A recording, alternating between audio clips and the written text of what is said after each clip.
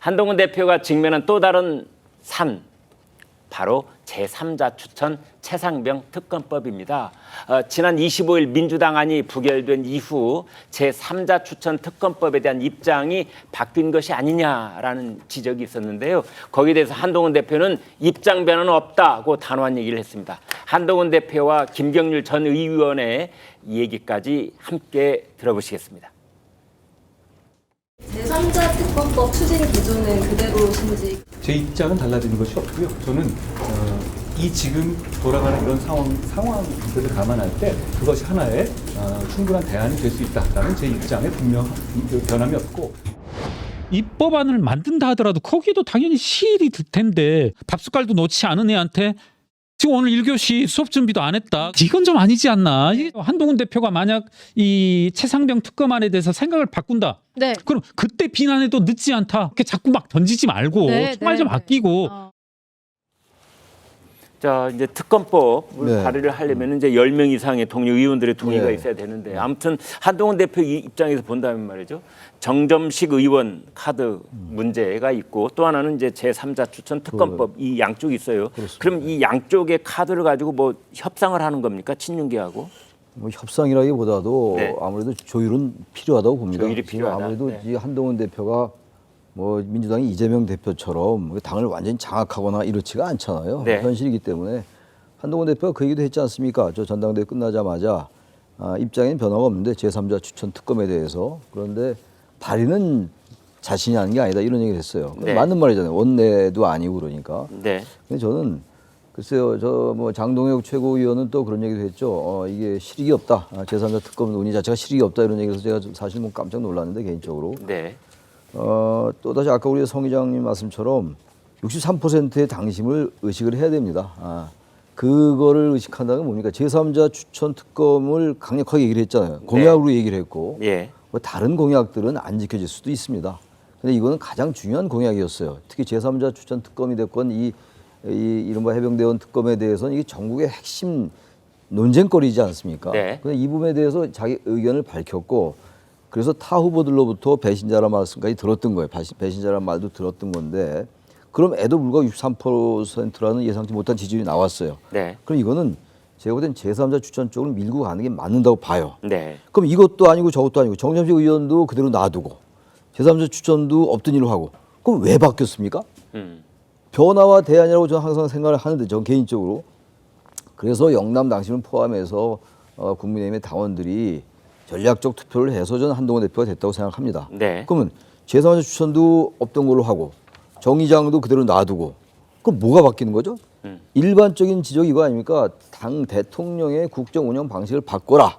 네. 그 수직적 당정 관계도 바꿔라. 네. 이게 원래 일반론적으로 여야 떠나서 지적돼 왔던 거라고 좀 봅니다. 네. 근데 그러면 수직적 당정 관계도 안 바꾸면 당내 인사는 당 대표가 하는 거예요. 네. 근데 그것도 자꾸 대통령실과의 갈등 물론 의식해야 되겠습니다만 그래서 하고 싶은 인사를 못 하고 그리고 제3자 추천도 당 대표가 공약까지 해서 그게 추인을 받은 거나 마찬가지인데 정책으로 그렇게 해석하는 거 아니겠습니까? 네. 선거에 대한 해석이라는 게. 그렇다면 최 교수님 네. 이제 근데 지금 지적하고 계신 문제를 돌파해 나가려면 네. 이번에는 윤석열 대통령이 한동훈 대표를 도와줘야 된다 그런 뜻입니까? 전 밀어줘야 된다고 생각해요. 그래야 여권이 산다. 예. 윤 대통령께서도 좋을 것이고 한 대표 좋다. 근데 그렇지 않고 또다시 기존의 방식을 그대로 고수한단 말이죠. 네. 여권 전체가 대단히 힘들 수 있다. 그러면 아마 야당은 잘 됐다라고 아마 그 공세의 포인트를 높일 겁니다. 아마 이럴 때는 대통령실에서 대표를 좀 밀어줘야 돼요. 과거처럼 이준석, 나경원 그때 이제 전 의원이었습니다만 네. 그 연판장 이런 일들이 있었잖아요. 다 지나간 일들입니다만 네. 이제는 그 스탠스 좀 바꿀 때가 됐어요. 네. 대통령실이 당 대표가 63%로 당선됐으니 좀 불편하다 하더라도 그거를 대통령실이 밀어줘야죠. 그 밀어주는 첫 발자국이 제2부속실 만들겠다는 거 아닐까요? 그것도 하나의 전 일환이라고 네. 생각합니다. 네. 그래서 나름대로 한동훈 대표 말을 들은 거예요. 그래서 네. 조금씩 변화하라고 보기 때문에 괜히 너무 정점식 의장의 인사 문제 가지고 대통령실에서는 그렇게 예민하지 않을 수도 있어요. 제가 볼 땐. 네. 그거에 대해서는 서운하다 하더라도 정 의장 그래 한 대표 뜻대로 해라라고 생각도 있을 텐데 너무 과도한 논란을 한다고 저는 생각하고 제3자 추천 이건 좀 다르죠. 이건 해병대원 이거는 이른바 이제 대통령실의 수사 외압 의혹 사건이기 때문에 이건 좀 다르긴 합니다만 어쨌든 많은 국민이 바라는 거 우리 변화와 대안이라는 것 이런 것들을 볼 때 저는 한동훈 대표를 좀 밀어주는 게 여권 전체에 유익하다라고 저는 개인적으로 생각합니다. 네. 그 최상병 특검법은 대통령실이 밀어주고 말고의 문제가 아닌 게 대통령께서도 기자회견을 할 때 공수처 수사가 끝난 이후에도 국민 여론이 계속 수사를 원한다면은 네. 의혹이 해소되지 않는다면은 특검법을 발의하겠다고 얘기를 했고 네. 그 지점에서는 한동훈 대표하고 저는 일치한다고 생각을 하거든요. 그건 이제 전당대회 이전의 대통령 말씀이었는데요. 그 대통령의 이 입장은 변함이 없다고 보시는 겁니까? 이제 그 이후에 다른 논평이 나온 게 없으니까는 변함이 없다고 봐야 되고 네. 한동훈 대표도 이거를 무슨 특검법안을 발의하고 하는 거를 일단 원내의 일이고 그걸 중진들을 설득하는 작업이 필요한 거잖아요. 네. 근데 벌써부터 무슨 대표되고 나서 말 바뀌었다 이런 식으로 가는 거는 이거는 지나친 몰아가기라고 보고 그 최상병 특검법에 관해서는 공수처 수사가 법리 검토만 났고 거의 마무리된 걸로 알고 있거든요. 네. 그래서 어느 정도 시간이 지나면은 그렇게 많이 시간이 지날 필요도 없을 것 같아요. 네. 그 수사 결과가 나오면은 거기에 따른 여론에 따라서 여당이 특검 법안을 새로 발의를 하던가 하면 될 것 같습니다. 네. 그 해병대원 특검법 같은 경우에는 그 지금 한동훈 대표가 얘기했던 건 그 민주당이 그 전에 추진했던 해병대원 특검법에 대한 반대급부로 그러니까 민주당이 추진하는 그 안이 되지 않기 때문에 차라리 이 제3자 특검안을 받아야 한다 이런 주장이었던 거거든요. 네.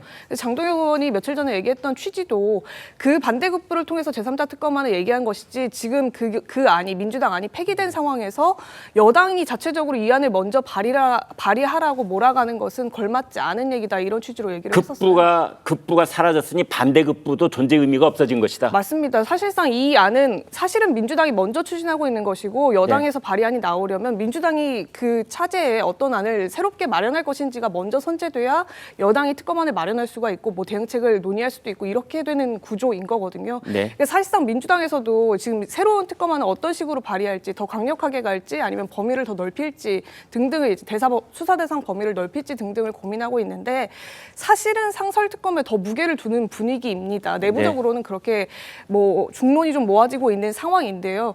지금 여당에서 하도 이제 한동훈 대표 되자마자 제3자 특검안 받을 거냐 말 것이냐 낼 거냐 말 것이냐를 가지고 다시 한번 한 대표에게 공세를 몰아가는 분위기다 보니까 어제 그 수석 대변인 백브리핑에서도 제3자 안도 검토해 볼 수 있다 이런 얘기가 사실은 나오긴 했었어요. 그러니까 네. 뭐 내부적으로 중론과 또 별개로 대여 공세를 하는 방안의 일환으로 그 방도의 일환으로 지금 한동훈 대표가 제시했던 그 제3자 특검안을 활용하는 정도에 지나지 않는다 이런 분위기는 좀 있는 그러니까 상황입니다. 그 최상병에 관한 특검법이 이제 두 바퀴를 돌았잖아요. 그러니까 발의, 거부권, 자동폐기 이게 이제 두 번을 돌았는데 그것을 한 번 더 되풀이할 것인지 여부를 놓고 이제 민주당도 고민을 하고 있는 거고 그래서 다른 방법으로 상설 특검 혹은 제3자 특검을 어떻게 다시 활용할 방법 뭐 이런 얘기를 하고 있다는 건데 아무튼 양쪽이 다 같이 소멸한 것이다라고 이제 국민의힘 쪽에서는 보고 있는 것 아닌가 이렇게 정리를 주셨어요. 성 의장님 하신 말씀. 그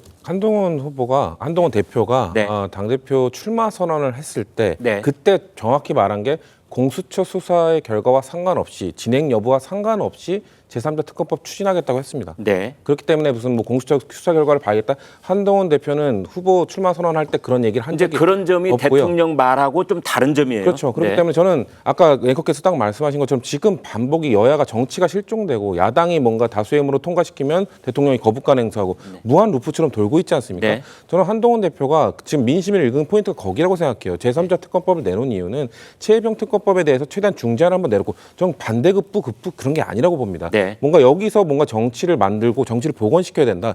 여기서 다른 논의를 시작해야 뭔가 지금 계속 무한 루프처럼 돌고 있는 이 공전 상태를 해결할 수 있다는 생각에서 저는 제3자 특검법 중재안을 내놓은 거라고 생각하거든요. 네. 그렇기 때문에 거기서 논의를 뭔가 시작을 해야 여야가 대화를 시작할 수 있다는 말씀을 저는 민주당 입장에서 드리고 싶습니다. 근데 다음 날 한동훈 대표가 그 출마 선언하고 나가지고 라디오에 나가가지고 내가 당 대표 돼가지고 발의할 때쯤 되면은 이거는 공수처 수사는 끝나 있을 것이다 그런 얘기도 같이 했었어요. 네. 근데 이 문제가 공수처 수사뿐만 아니라 또 그다음에 여론조사도 봐야 되고 그다음에 중진을 설득해야 하는 작업이 있잖아요. 네. 넘어가야 될 허들이 몇 개인데 벌써부터 내놔라 감내놔라 하면은 이거 따라갈 수가 없는 거죠. 야당은 지금 공격을 위한 공격을 하고 있는 거예요. 네. 지금 야당보다 여당에서 더 뭐 어떻게 된 거냐고 하고 있지 않습니까? 빨리 논의하자. 오늘 아까 봤던 김재원 최고가 계속해서 이거 정책 그 의총에서 논의하자고 오히려 여당 내에서 뭔가 의견이 정리되지 않고 있는 모습을 보이고 있기 때문에 야당 입장에서는 그거에 대해서 뭐 왜 발의 안 하냐 이런 입장보다는 여당 내용이 좀 정리가 돼야 우리가 뭔가 얘기를 하든가 말든가 할 수 있는 상황이 그때는 아닌가. 저기 야당이 먼저 또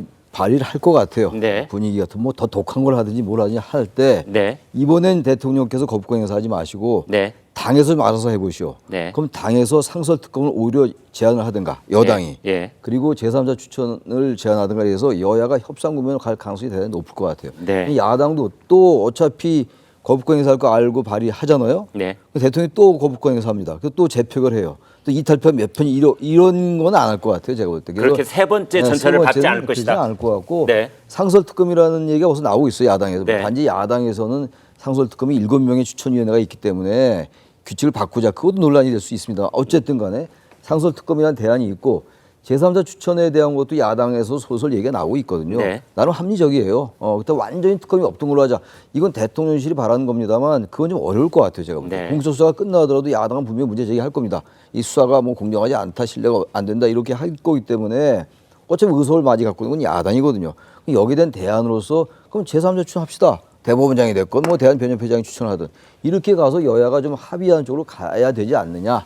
자, 특검법이 쳇바퀴를 돌더라도 저희 토론이 쳇바퀴를 돌아서는 안 되기 때문에 김민수 대변인의 말씀을 마지막으로 듣겠습니다. 네. 네, 이게 계속해서 특검법을 받아야 되냐 말아야 되냐 하는데 이게 벌써 대통령 제2요구권 2번이나 발동이 됐고 네. 폐기가 2번이나 된 법안이죠. 예. 근데 저는 이게 논점이요. 이게 특검을 받아야 되냐 마냐에 있다고 생각하지 않아요. 이걸 왜 특검을 가야 되는 사유인가? 왜 특검 가야 되죠? 뭘 조사해야 되는 거죠? 근데 이거 제가 말씀드리고 싶은 것은 정말로 여론몰이와 힘에 의한 이거는 위력 행사라고 봐요. 특검을 계속 가야 된다는 것은. 네. 근데 내가 우리들이 이러한 것들이 공정하지 못한 것인데 합당하지 못한 수사인데 이런 것들을 상대가 위력이 강하다라고 해서 한 대 맞아주기 시작하면 계속 끊임없이 맞아야 돼요. 네. 근데 이거는 예를 들어서 한동훈 당대표가 약속을 지키지 않는 거 아닙니다. 제3자 특검 이거 하자라고 해도요. 민주당이 이 뒤에 더 큰 독소 조항들 넣을 거예요. 네. 그리고 이게 벌써 제2요구권 2번이나 발동해서 2번이나 폐기된 법안을 민주당이 이거 세 번째 또 발의를 한다? 이건 민주당이 정말로 정치적 부담을 느껴야 되는 사항이라고 말씀 좀 드리고 싶습니다. 네. 아무튼 이제 특검 혹은 뭐 특별감찰관 아까 조금 전에 저희가 얘기했던 뭐 그런 문제를 포함해서 윤석열 대통령의 입장도 사실은 여야가 합의를 하면은 좀 더 적극적으로 검토를 할 수 있다라는 그런 입장이 이미 표명된 바 있기 때문에 아무튼 지금 최 교수님이 말씀하신 것처럼 이 문제를 공수처 수사 결과가 나온 이후로 하든 그 이전으로 하든 상설 특검이 됐든 뭐 제3자 특검이 됐든 아니면 지금까지 나오지 않았던 또 다른 뭐 아이디어가 있든 아무쪼록 여야가 합의하는 선에서 뭔가 좀 국민의 이 답답한 마음을 뚫어주는 길이 찾아지기를 기대해 보겠습니다.